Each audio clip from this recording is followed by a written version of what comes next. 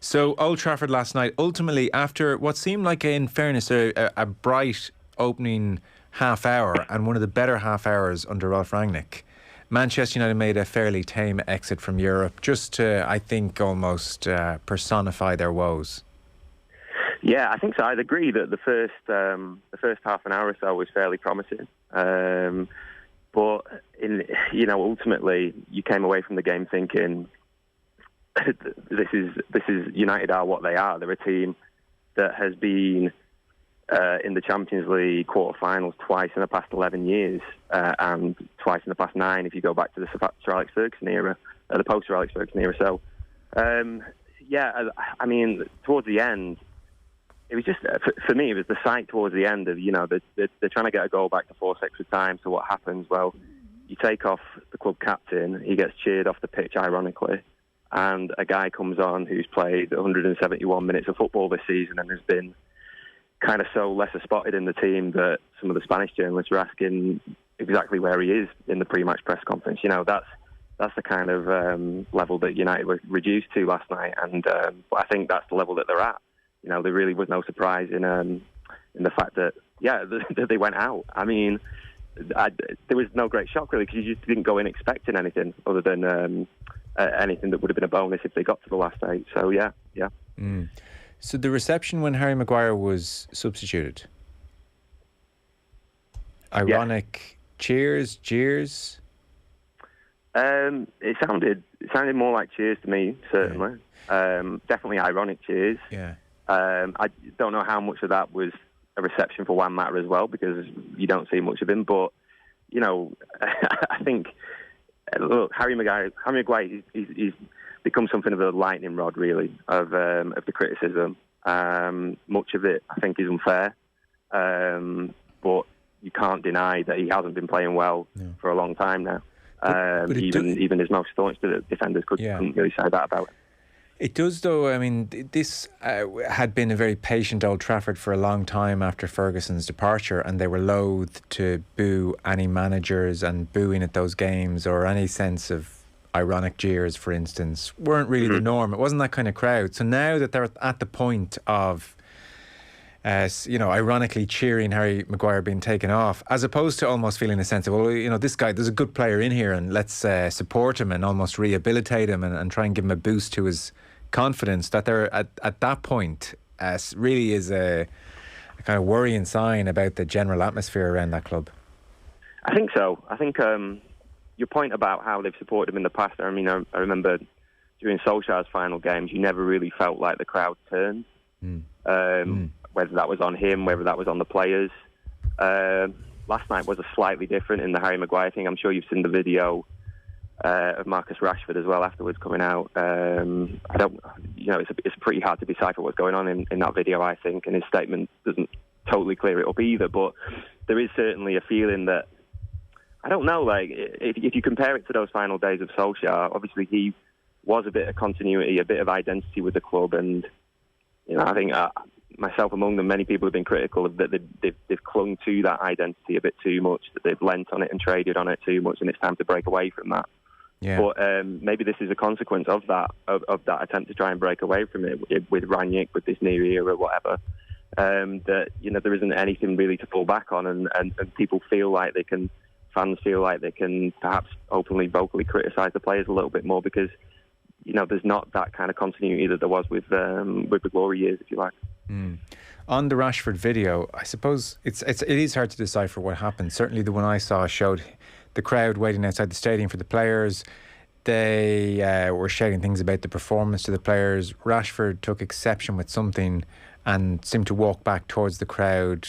Looked like he was pointing towards somebody. The steward seemed in a polite enough way to say, Marcus Rashford, maybe think about just carrying on and leaving this be, and he did.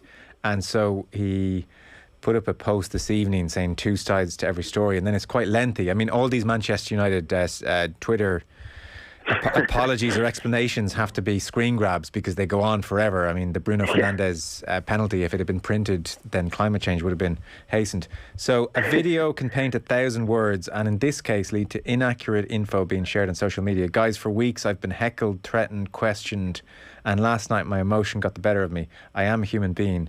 Reading and hearing that stuff about yourself every day, it wears you down.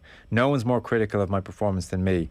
But what you see in this video lacks context. I had been heckled from the minute I stepped foot outside the ground. Abuse not just aimed at my football. People were looking for a reaction from me. Phones were at the ready. Of course I should have walked straight past and ignored it. That's what we're supposed to do. But I want to clarify two things. The first being what I actually said to the man throwing abuse at me, which was come over here and say it to my face. A fact security can back up. And secondly, the fact I used my forefinger to direct the fan to come over and say to my face. I did not gesture with my middle finger. I'm not entitled. This isn't ego. I'm upset. I'm disappointed.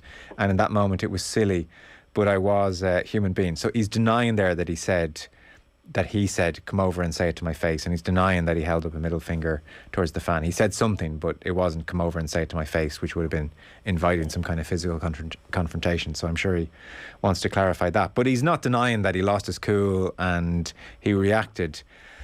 I mean, it does, if you take him at face value, it does paint a picture of somebody who's completely worn down by the abuse, you know, talking about being heckled and abused every single day, threatened, questioned. And yeah, I suppose when anybody's stress reaches a certain level, they're more inclined to let themselves down. Yeah, absolutely. And, you know, with Rashford, he's kind of a special case in this as well because of his wider profile and the work that he's done outside of football. That kind of brings on a whole new level of abuse from people who aren't particularly interested in football but know him through his other activities. And I think there was a survey done last year about online abuse of athletes, and he was, I think, second only behind LeBron James in the world of people who, I don't know how they measure this thing, but, you know, it's clear that he has become he has a profile that is beyond football now, which can lead to that sort of thing happening to him. And, you know, he's going through a difficult stage in his football career itself if you just limit it to that anyway, and I think he would admit that. I think he admits that in that statement, and he has done recently, that he isn't playing particularly well. He hasn't for a while. There's various reasons for that, whether it's because he was playing through injury before. He is supposed to be injury-free now, but a lot of his performances still seem to be a player who's affected from fitness, really, and has never really found the rhythm that he had maybe 2 years ago, and that's a long time now. And he's also lost his place in the team. I mean, you know, one thing about last night was when the lineups came out, I don't think anybody was particularly surprised that Anthony Elanga was starting, and you know, people perhaps maybe weren't that aware of who he was like 6 months ago. But the fact that he was starting a Champions League last 16 ahead of Marcus Rashford wasn't made a particularly big deal out of, and that's the stage where Rashford's football career, his United career is at the minute. And you know, I'm sure you've all seen the reports the other week about how he's starting to consider his options as well. I think, you know, we're looking at a stage now where something has to really change. Either he has to win his place back and rediscover form and play consistently well, or we'll come to a point with his contract up end of next season with the option to extend. We'll come to a point where a decision will have to be made about his future, and from his side and from United's side as well. And you know, a guy that you could never imagine playing for anybody else suddenly could have a future elsewhere. There was no doubt he played during injury, and to his credit, continually played through injury and then had the surgery at the start of this season. Is there any feeling, Mark, from sources you might talk to, that he's done himself some kind of irreparable physical harm? Because he just physically does not look anything close to the young player who burst on the scene. I think irreparable is a big word, isn't it? I wouldn't say that. There's always been confidence from kind of his side of things that once this stuff will be out of the way, and once he is playing regularly, and once he has nailed down a position in the team, that he'll be able to rediscover form. And things that you hear from inside the kind of on Carrington side in the training ground is that he's training well, and that his performances in games don't match the performances that he puts in day out in training, which is probably why I think, you know, Rangnick showed a bit of faith in him recently. I know he's recently lost his place, but before that, he was starting games continually, even though he wasn't particularly performing, and it was obvious that he wasn't quite performing up to the usual standards.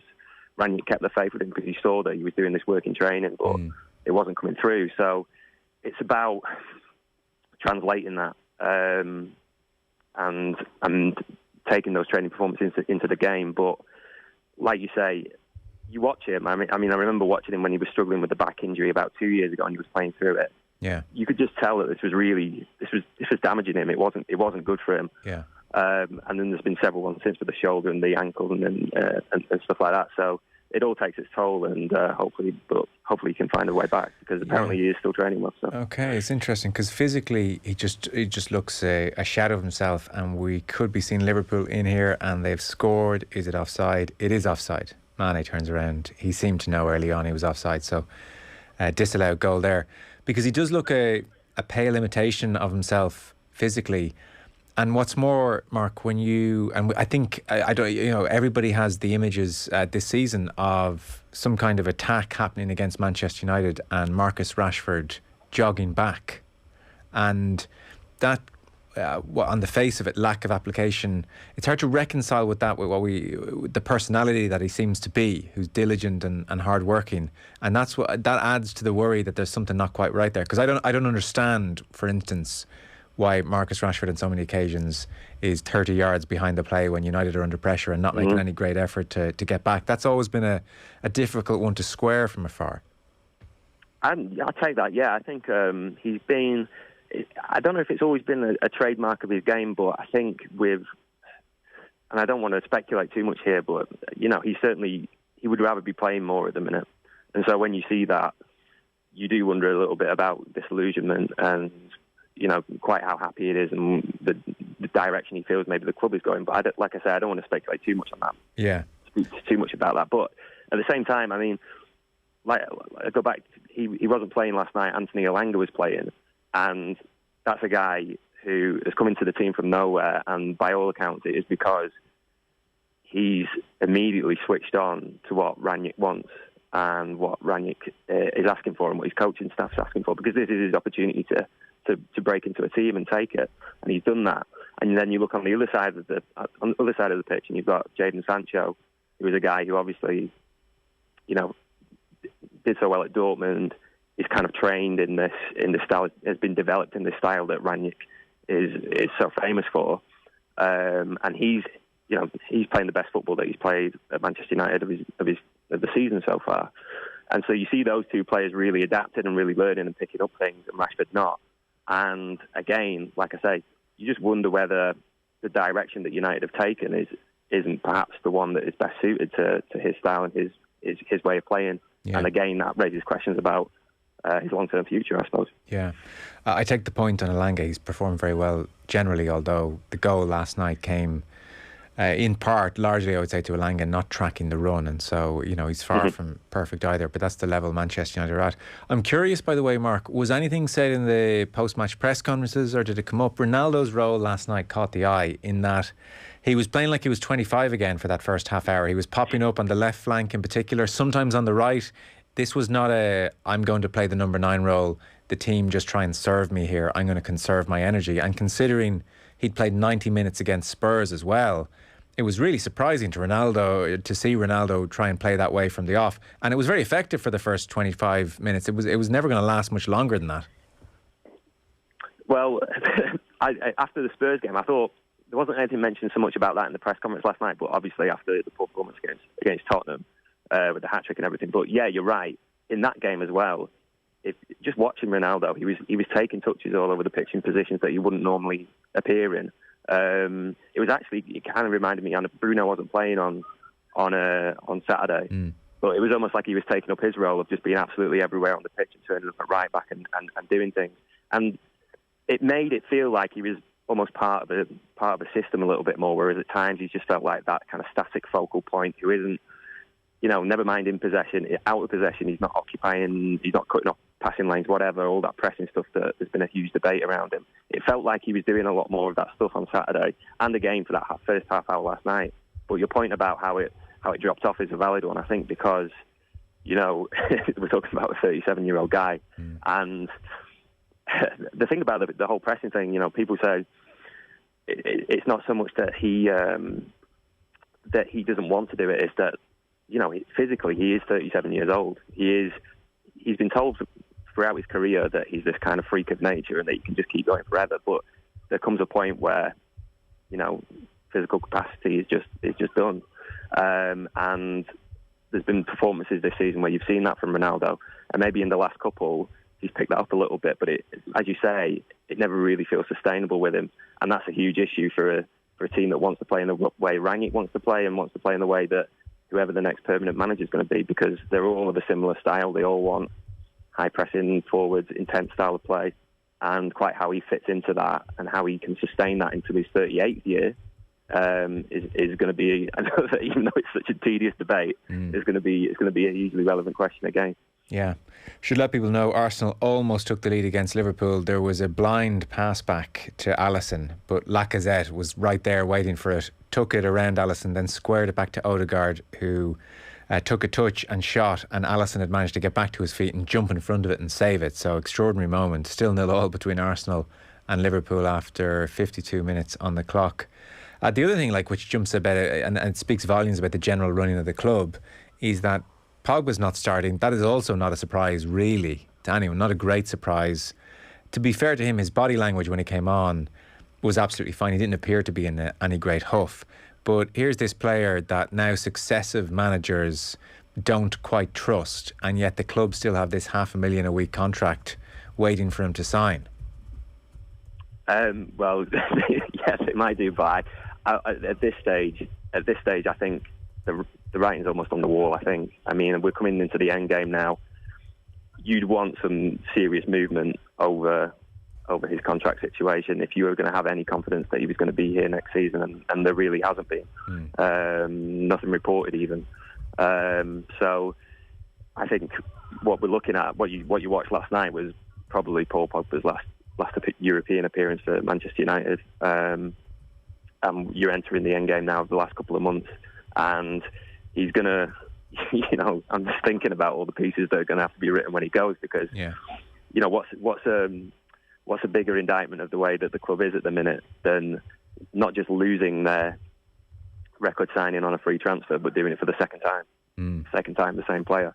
This is a guy that was supposed to be the bedrock on what, if you like, the post-Ferguson era was built upon. And it just, whether that's the fault of the club, whether it's the fault of him, whether, I think there's probably blame on both sides along the way.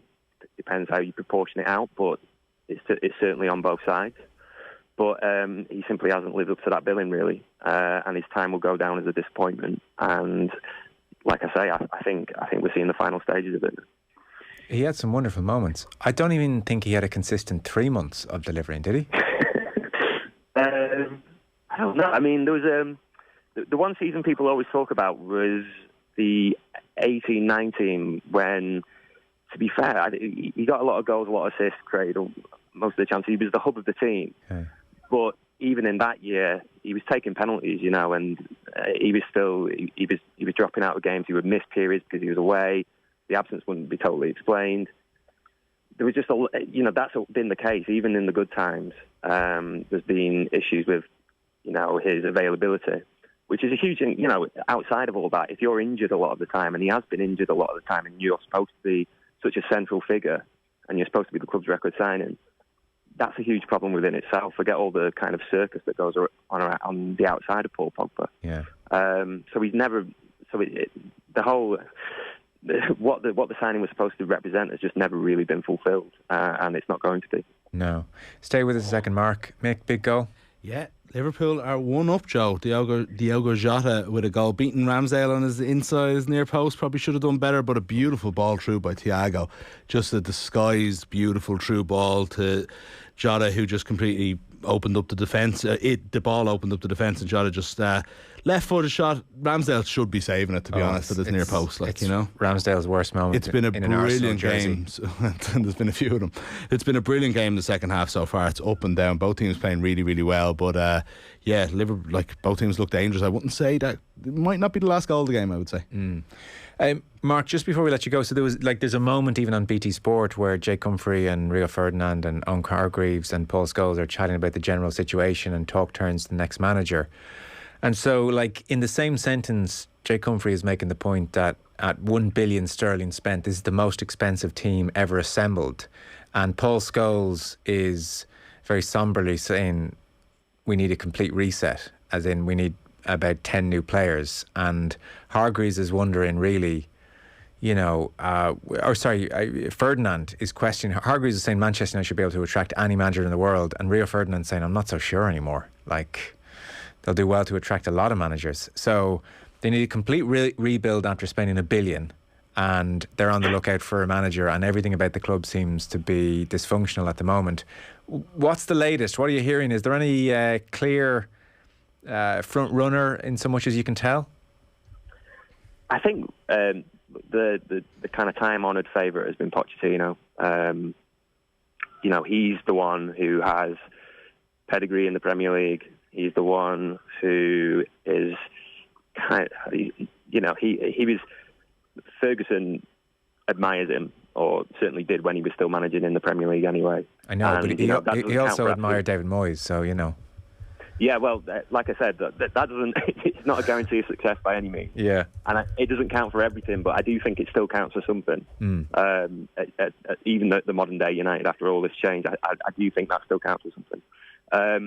But obviously, how he's faring with Paris Saint-Germain perhaps is making him slightly reconsider. I mean, Ten Hag's a strong candidate as well. Obviously went out last night playing at home in the Champions League at the same round on the same night. Yeah. But if we're talking about a properly functioning football club, that really shouldn't come into the equation. If we're talking about a due process here and something that's been clearly thought through, then one result shouldn't change it. So I still think, if I had to pick one, I would still pick Pochettino. I think it's close between those two, and the chaos element is Chelsea and Thomas Tuchel's situation, because I'm sure that if he suddenly became available at the end of the season, that then maybe things would change. But I think United would like to try and get the process done before that anyway.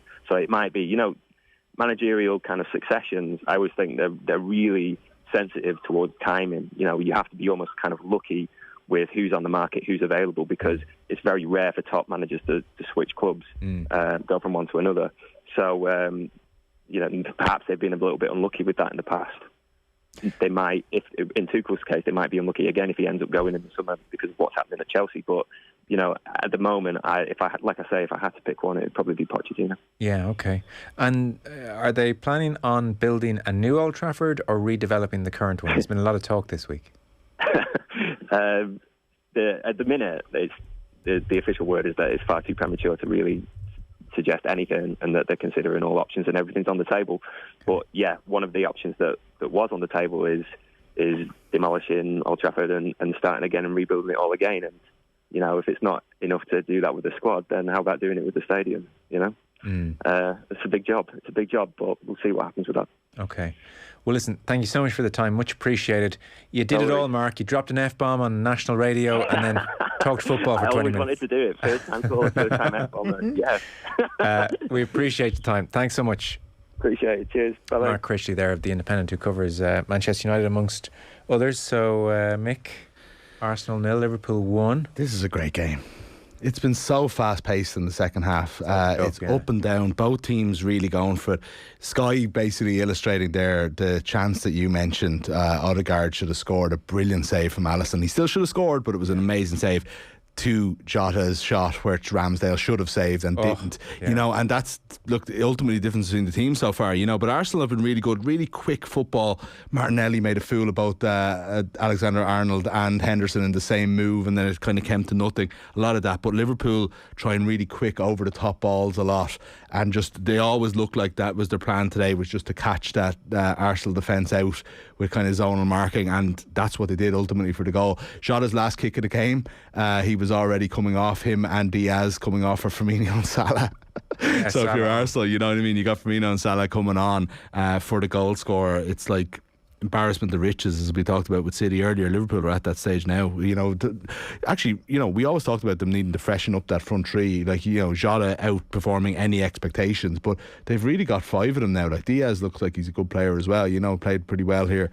Well, it's been amazing in the most subtle way imaginable. but in signing Jota and Diaz, which in advance didn't create like, oh my God, this transforms everything. And now here we are retrospectively saying he's gone from 3 and like best of luck trying to do anything to replace those 3, and suddenly he's got 5. 5, exactly. And if one of them goes in the summer, or if one of them doesn't sign a new contract and become the most expensive footballer in the world, or a highly paid footballer in the world, then, you know, maybe they'll have a life after it as well. So, like, you know, it's good planning from Liverpool. They seem to be just really, really well managed in every way at the moment. But yeah, this is a huge, huge result if it stays this way. But there is a half an hour left. Like, I can't emphasise enough how dangerous Arsenal look at times. They, like, other than that one chance, there was another chance where Lacazette was kind of put through with a really quick free kick. Really, really good thinking. I didn't see who it was, but he just wasn't on top of it. It just passed through to Alisson. But, you know, they haven't created massive open chances, but they do look dangerous and they're playing quite well. It's a really good game. It's 2 teams that have won their last 5 Premier League games, and it's kind of playing out that way. Yeah. So 1-0 Liverpool, potential chance here if they can square a ball and find a man. They have found a man. Lots of Arsenal bodies. It's back cleared. And it's cleared and back to Liverpool, and it's going to be a shot and it's out for a throw. So still 1-0 Liverpool, 62 minutes on the clock there.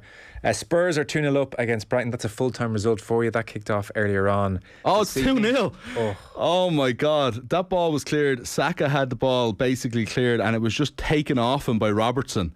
And so Robertson was suddenly just clear in and just brought it to the byline, cut it back, and Firmino had a tap in. It's 2-0. What a, like, that was, Arsenal will be kicking themselves. They had 6 or 7 chances to clear that ball. Oh dear. There we are, 2-0 Liverpool. It's game over. Okay. What a win for Liverpool. 62 minutes on the clock. In the Champions League, Chelsea are 2-1 up on Lille, which means they are 4-1 up on aggregate. So home and hose Chelsea, I would think, this evening. They did go 1-0 down, and then Pulisic equalised, and Azpilicueta, of all people, popped up to score their second on the night. So Chelsea 4-1 on aggregate, 2-1 on the night. Still 0-0 between Juve and Villarreal. That one is 1-0 from the first leg. We are going to take a short break. We do have Tim Vickery on the way, and our football show coverage is brought to you by Sky. Watch every UEFA Champions League and Europa League match live on BT Sport this season. Football on Off the Ball with Sky. Get more of the sports you love on Sports Extra with BT Sport and Premier Sports. Lunchtime Live. On Lunchtime Live this week, we want to settle the age-old debate. To bean or not to bean? What's better, the Ulster or Irish fry? 3 sausages, 3 rashers, 2 hash browns, 2 fried eggs, some beans and some mushrooms, toast and tea, and then if you're hungry, maybe some hungry?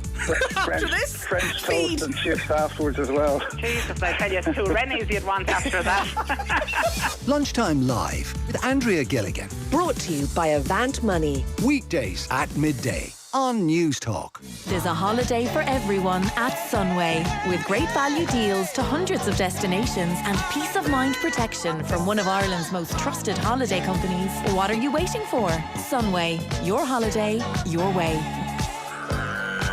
Get €100 off your bill when you switch to Air's totally unlimited fibre broadband. Our strongest, most reliable broadband connection straight to the heart of your home. For just $34.99 a month, stream the latest movies, game to your heart's content, and download your favourite music. To get €100 off, call 1-800-500-300, go in store, or visit air.ie before March 31st. Air. Let's make possible. Subject to availability. Pricing refers to Air Gigabit Fibre 500 meg. For full terms and conditions, go to air.ie/gigabit fibre. Look, we need to have a chat, neighbour to neighbour. This is for laughing at how we say 33. And you can't even say Siobhan. And for claiming Saoirse, Katie and Niall as your own. For ruining words like banter. For it's coming home. For chain pubs and the state of the pints you serve. And for not caring as much about Ireland versus England as we do. But every year, we get one chance. Our horses, winning big on your turf. Whoever you're backing this Cheltenham, you'll get great offers with Paddy Power. Paddy Power, let the Battle of Cheltenham glory continue. 18 plus, play safe. Visit gamblingcare.ie. Right, that's it. Just one more bet and I'm done. I haven't got a problem. Sure, it's only scratch cards. Everyone does it. It's hard to take that first step and admit you have a gambling problem. At HelpLink, we offer a free gambling addiction service that's available 7 days a week and out of hours. If you or someone you know has been affected by gambling, call HelpLink now on 0818 99 880 or visit helplink.ie. We look forward to welcoming you to our Plaza motorway service stations. Quality food and forecourts with Supermax, Papa John's, Super Subs, Bewley's Barista, Max Place Deli and Spar. Come for the fuel, stay for the food. The Plaza Group, the perfect pit stop on your journey. Now open at the Portlaoise Plaza. It's not just electric, it's a Mercedes. Mercedes EQ, where luxury is reimagined for a sustainable world. Where iconic design satisfies your desire for better. Where reducing emissions is exciting. Mercedes EQ is the new all-electric range that gives back in style. Innovation with no compromise on luxury. This is for you. The all-electric Mercedes EQ range. It's the colours, the styles, the fabrics, the on-trend designs and more. It's the home event at Easy Living Interiors, online and in-store. It's the velvet sofas and dining sets, the beds and luxury on view. It's incredible savings everywhere you look and expert advice too. Give your home a style refresh this spring with Easy Living Interiors. Check out our home event for amazing value. Easy Living Interiors, Cork, Waterford, Navan, Naas, Sandyford, Drogheda and Wexford. Sale ends Sunday. Football on Off the Ball. With Sky, all the football you love in one place. Across Sky Sports, BT Sport and Premier Sports. You're welcome back. Juventus could be in a spot of bother. They have conceded against Villarreal. There's only 9 minutes to go. They are 2-1 down on aggregate, 1-0 on the night. Chelsea still 2-1 up away to Lille, 4-1 up on aggregate. And in the Premier League, Liverpool, just like a flash, have gone 2-0 up against Arsenal, 68 minutes on the clock, and Spurs were 2-0 winners earlier on against Brighton. Tim Vickery, I'm sure, was anxiously waiting on that result, but it's okay, Tim, you beat Brighton. Yes, what a relief. What a relief. I'm a very lapsed supporter these days, very long way away. Haven't even seen the new stadium. Hopefully, I might make it back in a couple of months' time. Well, it's meant to be absolutely extraordinary. Yeah, although I'm told you can't pay anything with money. It's all credit cards, and I have to plead age on this one. I'm coming up 57, and I don't understand the modern world. Yeah, but you understand a credit card, don't you? Yeah, more or less. But I like cash. I like knowing that that's how much I got in my pocket, and I haven't got any more. Thank you very much. And I like being able to talk to people. I like having someone there to buy a ticket from, or to supermarket checkout people. I want to talk. I want some kind of human contact. And this is increasingly rare. Tim. Nobody wants eye contact anymore. You can't be going around talking to people. Yeah, well, I'm old school, and that's the way I'm going to stay. You had an interesting piece on ESPN the other week, and we made a point of saying we'd come round to you on it. So Brazil's gold medal Olympians have a chance to shine at World Cup. Brazil won the gold in the Olympics, obviously, and a few of the players are making inroads and looking at Qatar, and you're looking at them and thinking some of this might work out okay. Is that the gist? Yeah, I think so, yes. This was the first time since 2004 that we had a proper Olympic qualifying tournament, an under-23 tournament. Between those years, between 2004 and the previous Olympics, the qualification tournament was done through the under-20s. But this time we had a genuine process. So it wasn't just the qualification tournament. It's the fact that Brazil had an under-23 side, and they used FIFA dates to play that under-23 side, because it's a big gap between under-20 football and senior level football. And this under-23 side, they've done very, very well out of it. They've produced a number of players. They've got them into the system. They've got them used to the yellow shirts, and they've developed them. Perhaps the biggest is not present in next week's last couple of rounds of World Cup qualifiers, the Atletico Madrid centre-forward, Mateus Cunha. Bizarre to think of centre-forward being a problem position for Brazil, but it has been. But he looks like the most likely to solve that problem. Bruno Guimarães of Newcastle, he really made strides with that under-23 team. Anthony of Ajax, and the latest one to make the senior squad, Martinelli of Arsenal, one who moved abroad very, very early, could easily have been forgotten by Brazil, but they used the under-23 side to get him into their system. And I suppose at the other end of the age range, Daniel Alves, who had been injured and hadn't played for the national team for a while, they got him back via the Olympics because they could have 3 overage players. And he was one of them, and he's looking a good bet to go to the World Cup even at the age of 38. Yeah, very interesting. Martinelli in particular, we're just watching the game here against Liverpool, has really flourished of late, and people were really not sure about him for a long time. Yeah, and it's going to be interesting to see where they play him, because they haven't called up a centre-forward for this squad, an out-and-out centre-forward. Martinelli, they seem to indicate that they want him to cut in from the left. But there's a certain Vinicius Junior who's doing very well in that position, thank you very much. And there's others as well. So they might be forced to use him as an out-and-out centre-forward. They're at home to Chile, away to Bolivia. Away to Bolivia, the extreme altitude of La Paz. You don't learn a lot from that one. But at home to Chile, you might. Because although Brazil are very, very safely qualified, for Chile, this is a must-win game. The only way that Chile can qualify for the World Cup is by doing what no one has ever done, which is beat Brazil in World Cup qualification. And if they fail to do that, it's the end. It's the end of the generation of Alexis Sanchez and Arturo Vidal, Gary Medel, Mauricio Isla, Eduardo Vargas, and so on. So it's a really high-stakes game, this one. It's the kind of game where Brazil are going to learn something about their players because Chile are there to win.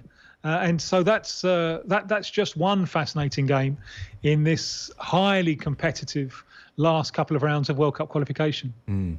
And so the way you talk about Brazil having a centre-forward problem, that suggests they really do want one. This isn't a philosophical shift to some kind of false nine business. No, well, it's extraordinary that Brazil eliminated in the last World Cup by Belgium. And what's the population of Belgium? 11 million or something? And Belgium have Kevin De Bruyne and Lukaku. Mm. Brazil don't have an equivalence in either of those positions. It is extraordinary. Brazil could end up playing without a centre-forward, and we don't really know how they're going to fit in all their attacking talent, unless I did TV with the coach the other day, and I suggested trying to sneak 12 onto the field and see if anyone notices. But they've come around to the idea of playing with 2 wingers, Rafinha of Leeds and Vinicius Junior. Mm. There's Neymar, of course. One of the best things about their side in recent times has been the combination between Neymar and the Lyon attacking midfielder Lucas Paquetá. You put a centre forward in as well, and you're beginning to front load the team. And because of injuries and so on, we haven't had them with everyone fit there together. And we won't in these last 2 rounds of World Cup qualification, because Mateus Cunha, the pole position for centre forward, is unfit. So there are still a few things about the shape of the attacking balance that we don't know. Defensively, they look very, very strong. I mean, they don't even look like conceding goals. But the coach has a dilemma there as well. And it's one of those you file it under great problem to have. Because what is his centre-back combination going to be? Marquinhos would seem to be a lock. But who's alongside him? It could be Eder Militão, who's coming on so well with Real Madrid. Mm. And when Marquinhos and Militão have played together, 5 World Cup qualifiers, Brazil haven't conceded a goal. The other option, of course, is Marquinhos and Thiago Silva. And Thiago Silva, magnificent defender, but he's going to be 38 in the World Cup. And these days, he does operate in the middle of a 3 with the pace of Rudiger, so important to that Chelsea defensive system. Mm. So the coach acknowledges that he's got a problem there. It's a lovely problem to have, but at this moment, he doesn't know which one of those 2 is going to partner Marquinhos. Mm. You mentioned all the attacking talent. It was interesting at the weekend, both Neymar and Messi booed by the PSG fans, having a fairly miserable time, the 2 of them. Yes, although there's an element, I think, of celebration in Argentina about all of this, because in the last few years, even while he was still with Barcelona, but had fallen out with them, it became clear to the Argentine public for the first time that he was more into Argentina than he was into anyone else. And the boos that he's getting there in France, they merely consolidate that position. And so there is no worry at all in Argentina about this. And in terms of the national team, there's a kind of honeymoon because that they've been unbeaten for coming on for 3 years now. Argentina, they've taken that monkey off their back. They've got that title, winning the Copa America in Brazil last year. With Neymar, there's a little bit more pressure there because this World Cup is huge for Neymar. There's so much riding on it, but I don't think they're particularly worried about Neymar picking up boos. I think that's perhaps more the consequence of the collective context there at Paris Saint-Germain, where you've got a side which is always liable to be front-loaded. Brazil will hope that they've got the balance of their side somewhat better than Pochettino's Paris Saint-Germain. Yeah, and with regard to the balance of the Brazilian team, Neymar's still only 30. Is the team still very much built around him? Is he still the main cog? Yes, he is. Although I actually think that the rise of Vinicius Jr. is a good thing for not only for Brazil, but a good thing for Neymar, because Vinicius Jr. has become a global star. You know, there have been debates in the press about whether he's now overtaken Neymar as Brazil's most glamorous attacker. At this stage of Vinicius' career, I think Neymar remains the much more complete player. But I think it's wonderful that there's someone there to take some of the psychological pressure off Neymar. It's not all about Neymar. It's not all going to be about him as it was 4 years ago in Russia. You remember those tears when they just managed to see off the mighty Costa Rica, and it was looking like a man who was carrying too much. So with Vinicius Jr. to share the burden, I think Brazil win, and I think Neymar wins as well. Because he does increasingly define his career about through these World Cups, Neymar, and none of them, for differing reasons, it was hardly his fault in 2014, but none of them have really gone to plan. And even in that recent documentary, he's talking about Qatar as his last real shot. Yeah, and he could well be around for 2026, but he'll be probably past his physical peak. So it really is all resting on this one. And as I think I mentioned to you last time, there's something that fascinates me here, which is the age that Neymar will have in Qatar is pretty much exactly the age of Pelé when he left the international scene, when he said farewell to Brazil in 1971. But Pelé left the stage having done it all. Neymar will take the stage having it all to do. Tim, always great to have you on. Thanks so much. My pleasure, thank you. Tim Vickery with us there on the football show this evening. Make other goals going in the Champions League this evening? Yeah, Villarreal have scored again, Joe, which means that Juventus, it's actually 3-0 now. They've just scored again in the 93rd minute. So that is done. Juventus hammered 3-0 at home in the second leg of Champions League last 16 game. I'd imagine in Italy they're having similar conversations to what we're having about Manchester United over here, about the formerly dominant Juventus. And obviously Chelsea are home and hose 2-1, still leading away to Lille. It is quite something to think of Pelé in 1970 still only being 30. I know. He was like ambling around like he was 37. I know. I know it's a different generation and players didn't age as well, but still only 30 in 1970, and it was like old man Pelé. It was old man Pelé. He was still outstanding as well. So it was you know, but at the same time, like finished playing for Brazil a few months later. Hanging on. Like, God almighty, when you think of it, like could he have went to 1974 and won yet another World Cup? That team was probably on their way out. But yeah, it's absolutely incredible to think that again, coming back for one last hurrah was Pelé at the age of 7 years younger than Cristiano Ronaldo currently is. Do you like Neymar? No. I've never been a fan of him, I have to say. 2014 World Cup I think is always going to be defining for him, and as much as it was tough in what happened to him with the injury and everything like that, it just felt everything was always about Neymar, and look, that's just not the type of player that interests me, I have to say. No, he's a man-child, and I think he's been infantilised by his father still, who won't really give him control of his own empire. That recent documentary was eye-opening in that respect. And he's terrible pro. Yeah, no, look, almost as open about it, what a bad professional he is. You can't get bored with that. I know. He'll always have that Barcelona PSG game I suppose that's going to be the good defining legacy of his career, but it's not enough for someone with the talent that he had. No, it turns out that's going to be his peak, I would think. Still 2-0 Liverpool against Arsenal, 10 minutes to go in that game. Football on Off the Ball. With Sky. Get more of the sports you love on Sports Extra with BT Sport and Premier Sports. Dundeal has the largest range of electric vehicles in Ireland from Ireland's trusted premium car dealerships. That's why you will find Sheehy Motors Volkswagen on Dundeal. Stop by Sheehy Motors Volkswagen showroom on Dundeal today and connect with them for great deals on electric vehicles. Dundeal, for electric vehicle deals to feel great about from all of Ireland's trusted car dealerships. At FBD Hotels and Resorts, we understand your desire to reconnect. Soak up the atmosphere with a stay at Castleknock Hotel, just outside Dublin City.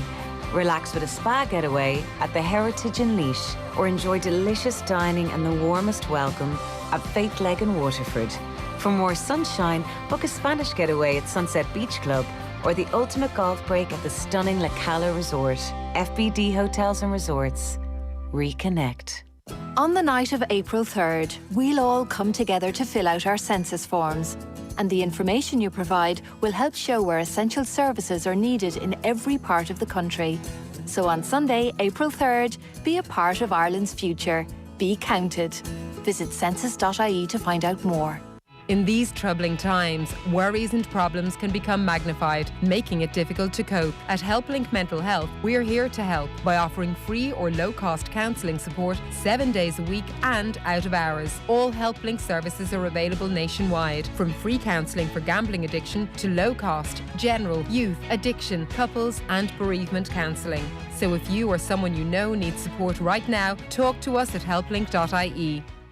These are the sounds of the morning. These are the sounds of the night before. And these are the sounds of the morning after the night before. 10% of fatal alcohol-related crashes happen between 7 and 11 a.m. No matter how you might feel, the morning after is one of the most dangerous times to drive. Never ever drink and drive. From the Road Safety Authority. Look, we need to have a chat, neighbour to neighbour. This is for laughing at how we say 33. And you can't even say Siobhan. And for claiming Saoirse, Katie and Niall as your own. For ruining words like banter. For it's coming home. For chain pubs and the state of the pints you serve. And for not caring as much about Ireland versus England as we do. But every year we get one chance. Our horses winning big on your turf. Whoever you're backing this Cheltenham, you'll get great offers with Paddy Power. Paddy Power, let the Battle of Cheltenham glory continue. 18 plus, play safe. Visit gamblingcare.ie. It's not just electric, it's a Mercedes. Mercedes EQ, where luxury is reimagined for a sustainable world. Where iconic design satisfies your desire for better. Where reducing emissions is exciting. Mercedes EQ is the new all-electric range that gives back in style. Innovation with no compromise on luxury. This is for you. The all-electric Mercedes EQ range. Football on Off the Ball. With Sky. All the football you love in one place. Across Sky Sports, BT Sport and Premier Sports.